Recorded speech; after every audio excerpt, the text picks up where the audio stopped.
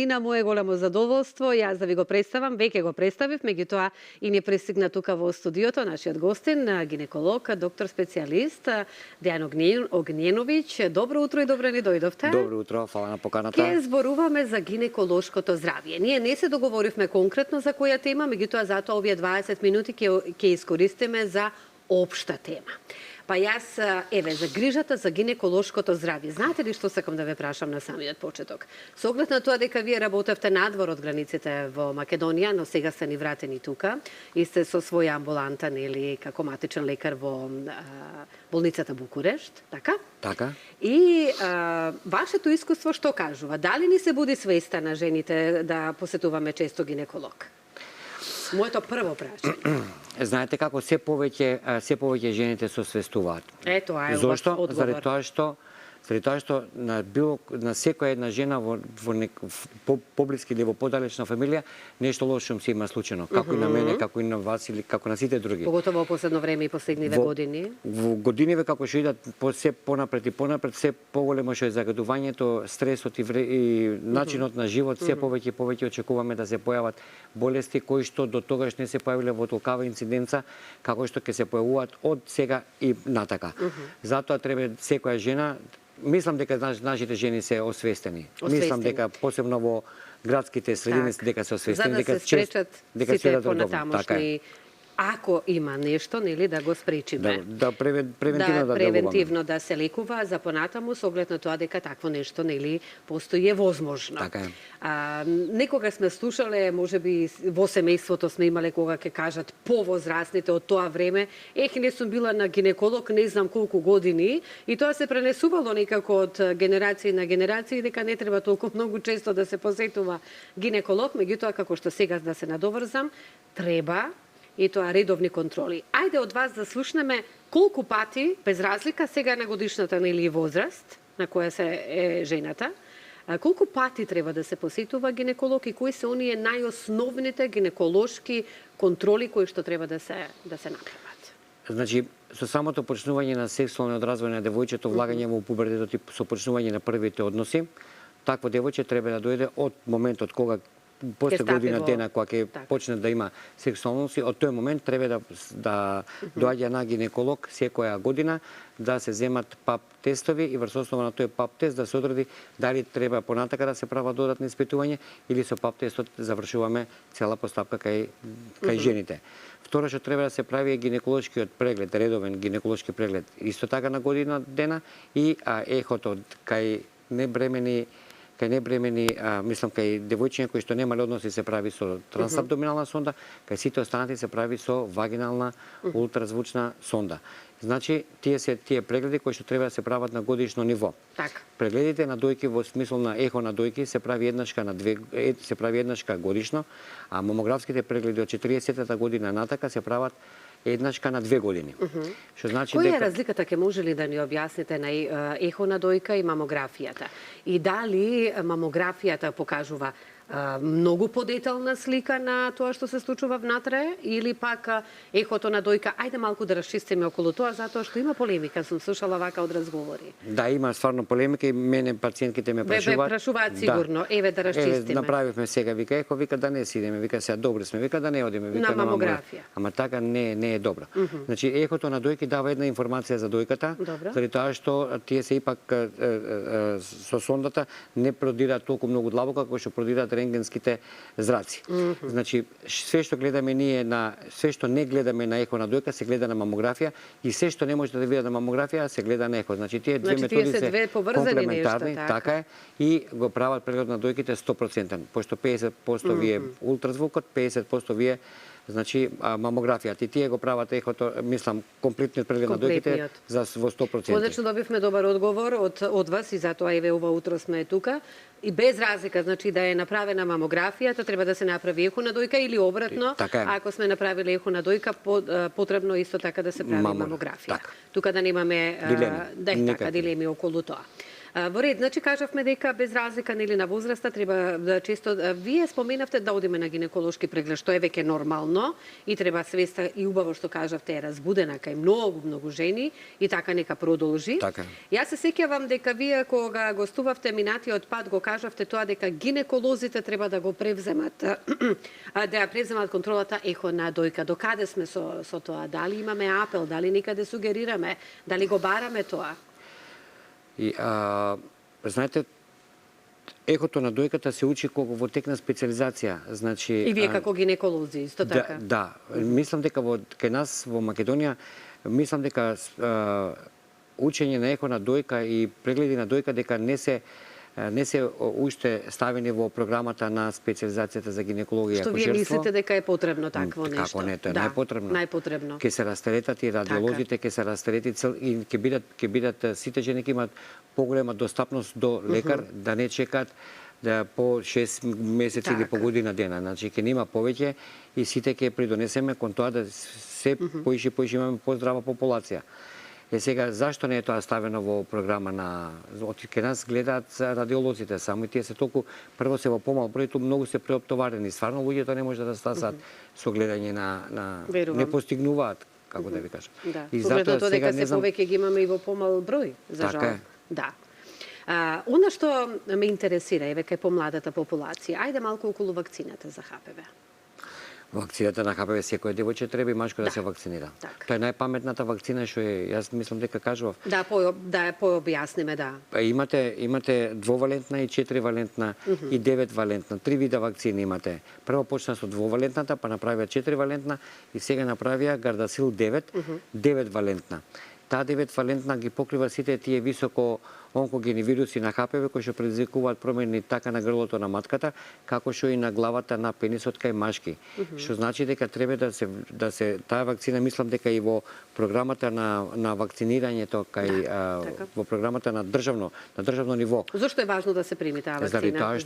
Заради тоа што имаат студии направено, претежно во тоа почна во Америка, значи имаат студии направено во колку девојче или машко прими вакцина, таа никогаш не добива промени на грлото на матката во смисол на цервикална интраепителиска неоплазија, не да боже и карцином на грло на матка. Тие се позаштитени него жени или девојчиња кои што не се вакцинирани. И тоа е трајен имунитет, затоа нема после дозата од нулта вакцина и 2 ревакцини, повеќе не се става ниту една. Значи во 3 дози вие покривате цело здравје на грлото на матката го покривате.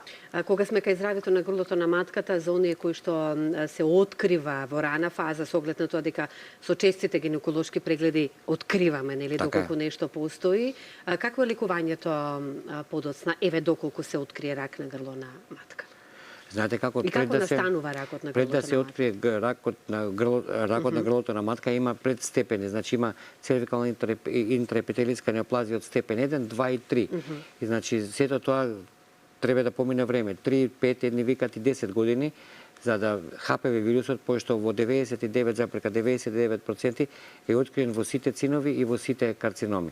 Што значи дека ние го сметаме него како предизвикувач на промените и на настанувањето на најлошата болест на женските генитални органи. Но тоа дали може да се спречи?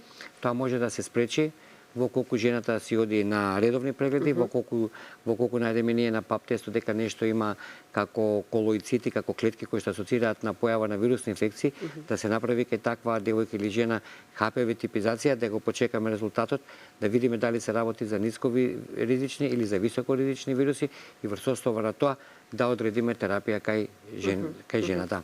Еве, дали досега сигурно дека и вие откако сте тука има таков ризик настанато со карцином на рак на грлото на матката, меѓутоа во не толку напредна фаза и се лекува нормално, еве за сите оние кои што се соочуваат со такво нешто, да ги утишиме дека не е понатамошно. Какво е понатамошното лекување? Колку трае процесот на лекување? Зависи за која дијагноза, од која фаза е. На почетната зборуваме, затоа што со редовните контроли. Со ЦИН-1 ние не го третираме, работиме само на имунитетот. Меѓутоа ЦИН-2 е сега, знаете, кај ЦИН-2 имаше еден конгрес тука сега во Холиден, па беа поделени мислењата, меѓутоа ЦИН-2 треба да се направи минимално инвазивна операција со отстранување на заболеното ткиво на А зашто имало полемика и Па заради тоа што едни би го оперирале, други би работеле на имунитет. Меѓутоа тоа треба да се оперира со така наречена ЛЕДС операција, со тоа што би се отстранило доволно ткиво, а пак да може жената да нема проблеми. И за центри е конизација, која што исто се прави со ЛЕДС или се прави со скалпер. И тоа е конечно отстранување на промените на грлото на матката и таква жена спаѓа во програмата да секоја година си доаѓа на некако кај нашо право 3 месеци, па дури за 6 месеци, тоа ништо нема. Од тоа нема ништо. Значи и да има нешто, тие не знаат што да им прават после. Значи после конизација секоја година жената треба до крај на животот да оди на ПАП тестови или на еднашка на 3 години на ХПВ типизација, зависи за што ќе се одлучи. Добро, тоа не е некој временски период, дозволиво е нормално и секој да ги прави токму овие редовни контроли кои што ги кажувате. Ајде малку и за ехото на дојка, вие го правите ехото на дојка кај вас, да. Како што кажавме, свеста е се поголема кај жените, што е многу добро. И со што најмногу се соочуваме ние, со кој вид на болести кога зборуваме за гинеколошкото здравје? Од досега вашата пракса и статистиката што покажува? Значи, кога ние правиме ехо на дојки, кај повеќето од жените, од пациентките што доаѓаат, откриваме така наречени бенигни цисти во различна големина. И сега имате доколку треба цистата да биде голема, за ти да и кажеш ти на жената што треба да превземе, дали тие треба цистите што се исполнети со течност да им се отстрани течноста, да им се намалат и тоа цитопатологот ќе ја земе течноста, ќе ја види на микроскоп и ќе каже во која класификациона група спаѓаат клетките. Може да создадат проблеми цистите понатамошни? Па обично не настануваат никакви промени со цистите, ние го следиме. Болки предизвикуваат. Па да, нелагодност. Обично пред менструација кога дојките им брекнат или во фаза на овулација кога пак дојките, значи 2 пати месечно жената ќе ја чувствува. Меѓутоа во поглед од наместеноста на цистите и од нивната големина, ние им кажуваме, им советуваме на жените дали да прават контрола, да следиме на 6 месеци или на година дена. Ете, сето во тоа е. Жените исто на ехо откриваме фиброаденоми, тие се исто бенигни туморчиња од фиброгладуларното ткиво што настануваат, тие се добро ограничени, има тенденција, едни растат, едни остануваат исти, едни се намалуваат, се во зависност од староста на жената, од нивото на хормоните, посебно од хормонот естроген и советуваме исто така на таа жена што треба да прави. Така. Ајде малку и околу менопаузата. Ајде. За сите оние жени кои што се соочуваат во овој момент со такви проблематики, меѓутоа па и се со оглед на тоа дека сме биле навикнати на нешто претходно, па сега се менува. Што најмногу се менува во телото на жената кога настанува таа менопауза? Во телото на жената значи фали естроген. И кога фали естроген... А се дебелеат ли во... Па се склони кон дебелење. Па заради тоа што така им задршка на првото без тој хормон, жената, како да ви кажем, како да е без енергија. Значи, тој естроген ја движи жената. И прогестеронот е исто важен, меѓутоа не толку колку естрогенот. И сега како да се врати енергијата е прашањето. Така е, во време сега на менопаузата, ако сега имате перименопауза и менопауза. Значи од моментот од настанување на појавување на последната менструација и цела година ако нема жената менструација, после тоа кажуваме дека жената е менопауза. И сега нормално што во фаза на перименопауза почнуваат симптоми. Жените на што се жалат? На притисокот им се дига, маснотиите им се дигаат, немаат енергија, нервозни се, не спијат. Но апетит имаат. Ама поише за благо имаат тогаш апетит. Така? Сувост на вагина, отежнати сексуални односи, такви жени има. Значи, мислат знаци имаат на депресија, на анксиозност, не спијат убаво навечер. И сето тоа ја прави жената... Тоа се најверојатно оние знаци кои што знае дека жената старее, па ги добива тие стравови. Така, ама сите, и машките имаат, машките се вика андропауза, ама сите ние треба да се спремиме добро, заради тоа што знаеме што не чека. Како да се подготвиме, да. Ќе се подготвиме со диета, ќе се подготвиме со физичка активност, со позитивна енергија, со пазење сама на себе, со седење во добро друштво. Така. И така натака. Само позитивни луѓе околу нас. Така е. Еве овие минути со оглед на тоа дека имаме уште 5 минути, би сакала да ги искористам за ваши совети. Од сето она што вие го имате досега. Колку години сме како работиме како гинеколог? Па поише од 20. Тоа е едно големо искуство кое што ви е Да. стекнато, меѓутоа работевте и во Словенија едно време, но Да. и во Дубај, колку што јас Така, сум и се вратив информирана. од таму, да. Се вративте од таму. Зошто се вративте во Македонија? Па многу жешко беше таму. Не многу се ми беше издржува. жешко, не се издржуваше. Баш ки многу беше. Но сте од Скопје? Од Скопје сум, да. Така, да, Од Скопје роден, Скопје пораснат, Да. Скопје школуван, све од Скопје. Така, но што ве натера патот еве ке Словенија? Па заради тоа што сакав да сменам, сакав да научам подруг Вие не сте начин на од тој работа. период кога се иселуваа како Не сега. сум, јас одамна сум. Вие сте одамна, Јас да. прв отидов. Да го потенцираме тоа, така, да. Значи сакав да видам нешто поразлично од јас знаев тука како се работите уште многу поодамна, уште тек на студија ние се запознаваме со различни клиники, кружиме, полагаме испити и така беше и за во време кога учев гинекологија и сакав нешто поразлично да видам и поразличен пристап на работите кои што кај нас више ги знаев какви се, сакав да видам на други места како работат. Искуството од таму сега Така, го пренесуваме они имаат тука. од 1950 година Словенија има отворено регистар за ракави болести. Значи они точно знаат во која година кој рак се појавил, во која група на жени се појавил, категорија на кои жени. се најчести кај мажи, кои се најчести кај жени и од сето тоа нивно искуство Евиденција имаат. Тие се трети во Европа што има таква евиденција со Секоја статистика на онколошки Заболувања. пациенти.